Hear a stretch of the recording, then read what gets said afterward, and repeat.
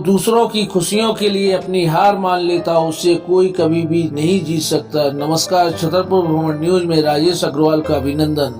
छतरपुर जिले में अक्षय तृतीया यानी अक्ति, ईद उल फितर एवं परशुराम जयंती के त्योहार मंगलवार हर्षोल्लास के साथ मनाए गए। इन त्योहारों के अवसर पर छतरपुर शहर सहित जिले में विभिन्न आयोजन किए गए। वैशाख माह की शुक्ल पक्ष की तृतीया को मनाए जाने वाले अक्षय तृतीया त्योहार का हिंदू धर्म में विशेष महत्व है। किसी भी कार्य को प्रारंभ करने के लिए इस दिन का विशेष महत्व माना गया है। बुंदेलखंड अंचल में इसे अक्ति के रूप में भी मनाया जाता है। अक्ति के दिन इस अंचल में लड़कों द्वारा पतंगबाजी की जाती है, वहीं लड़कियों एवं महिलाओं द्वारा बरगद के पेड़ पर गुड्डो गुड़ियों की पूजा की जाती है। मान्यता के अनुसार इस दिन दान करने का भी विशेष महत्व बताया गया है। छतरपुर शहर में भी कई स्थलों पर अक्ति के त्योहार पर गुड्डा गुड़ियों की पूजा की गई एवं उज्जवल भविष्य की मंगल कामनाएं की गईं।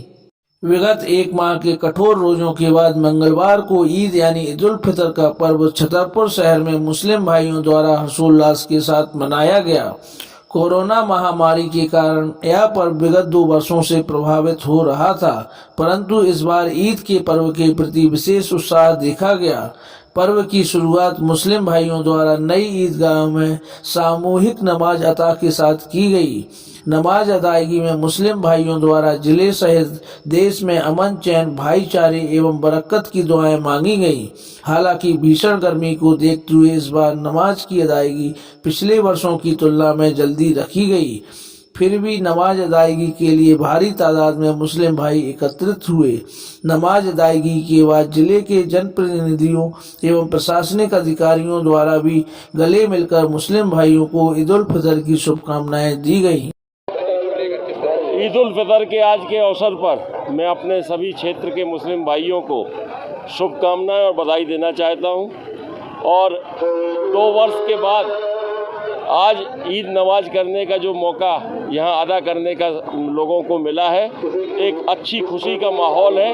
मैं क्षेत्रवासियों से और अपने मुस्लिम समाज के भाइयों से और अन्य समाज के भाइयों से यही आग्रह करूंगा कि जिस तरह से हमारे शहर में अमन चैन कायम है, ये अमन चैन और मेल मिलाप इसी तरह बरकरार रहे। और एक बार पुनः ईद उल फितर की शुभकामनाएं, बधाई। जिलावासियों और देशवासियों को यही संदेश देना चाहेंगे कि जिस तरीके से हमारे देश में सारे त्यौहार मनाए गए भाईचारे की तरह, उसी तरीके से ईद भी मनाएं। और हमारे यहाँ बरसों की ये परंपरा है कि सारे हिंदू मुस्लिम सारे भाई हम लोग एक दूसरे से गले मिल के ईद मनाते रहे और इंशाअल्लाह आगे भी ईद मनाते रहेंगे। परवरदिगार से हम लोगों ने दुआ की है कि हमारे देश में चैन और अमन बना रहे और जो शरारती लोग हैं इनको अल्लाह ताला हिदायत दे और वो भी इस रास्ते पे चलें कि भाईचारा बनाए रखें। आज 2 साल बाद कोरोना काल के बाद जो ईद का त्यौहार मना, उसमें वास्तव में एक अपार खुशी और सब लोगों के दिल में एक बहुत सुकून का काम है। जो कोरोना काल की वजह से 2 साल मुस्लिम समाज के लोग और हमारे सभी लोग बधाई देने नहीं आ पाए, आज सभी लोग हैं। आज मैं शहरवासियों को सबको दिल से ईद मुबारकबाद देना चाहता हूँ। प्रदेश को, हमारे छतरपुर शहर में एक खुशहाली और आपसी सौहार्द, गंगा जमुना तहजीब की एक परंपरा कायम बनी रहे, यही हमारी खुदा से दुआ है।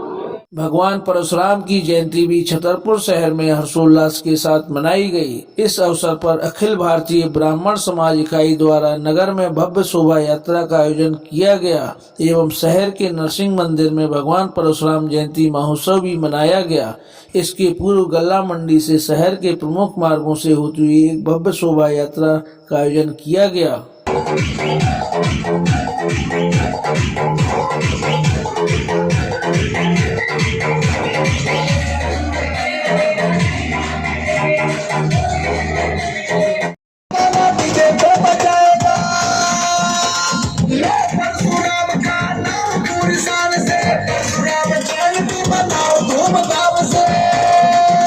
छतरपुर में जिस धूमधाम के साथ विप्र समाज के द्वारा आज के इस आयोजन को संपन्न किया जा रहा है। निश्चित रूप से हमें अपने विप्र बंधुओं पर गर्व है और भगवान परशुराम की हमें हरदम वो याद रखना चाहिए कि उन्होंने आताताइयों का विनाश किया है और सही मार्ग सदमार्ग पर सबको चलने का दिशा दिखाई है। और विप्र समाज इसी तरह से एक और संगठित होकर हम सब भगवान परशुराम जी की अवतरण दिवस पर सबको जिले वासियों को, क्षेत्र वासियों को, प्रदेश वासियों को शुभकामनाएं और बधाई और धन्यवाद भी देना चाहते हैं। भगवान परशुराम जी की अवतरण दिवस है और इस अवसर पर छतरपुर के विप्र समाज के द्वारा एक कार्यक्रम किया गया है। इस कार्यक्रम के माध्यम से भगवान परशुराम जी ने जो रास्ते बताए हैं उन रास्ते पे हम सब लोग चल करके उनके पचनों पे चलने का काम है। सत्ता और संपत्ति हमारे जीवन में स्थायी नहीं होते हैं, यह आते और जाते रहते हैं, लेकिन तब कई युगों तक चलता है। तदाशय के विचार योग गुरु बाबा रामदेव ने बागेश्वर धाम में अक्षय तृतीया पर आयोजित एक धार्मिक आयोजन के दौरान व्यक्त किए। अक्षय तृतीया पर बागेश्वर धाम में एक धार्मिक आयोजन रखा गया था। इसमें सम्मिलित होने योग गुरु यहाँ आए हुए थे। उन्होंने बागेश्वर धाम पर बालाजी भगवान की कृपा से किए जा रहे सामाजिक एवं धार्मिक कार्यों की जमकर सराहना की।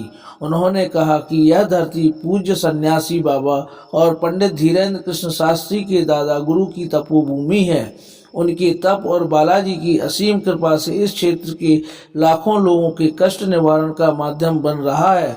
बागेश्वर महाराज पंडित धीरेन्द्र कृष्ण शास्त्री द्वारा योग गुरु बाबा रामदेव के बागेश्वर धाम पधारने पर कोटिशः धन्यवाद दिया गया। बाबा रामदेव जी द्वारा कार्यक्रम के पूर्व बागेश्वर धाम बालाजी मंदिर में दर्शन किए गए।